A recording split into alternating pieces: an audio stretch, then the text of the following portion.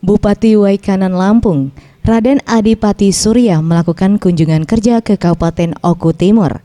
Kunjungan dalam rangka upaya peningkatan perekonomian wilayah antara Kabupaten Waikanan dan Kabupaten Oku Timur tentang akses transportasi dan pembentukan tim percepatan pemanfaatan Pangkalan Udara Angkatan Darat Gatot Subroto sebagai penerbangan komersil.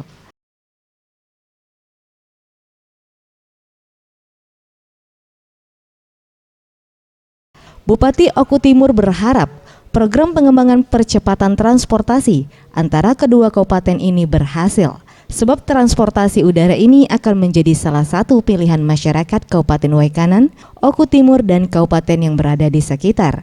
Sementara itu, Bupati Waikanan Raden Adipati Surya mengungkapkan program ini sudah lama dan sekarang memperjuangkannya.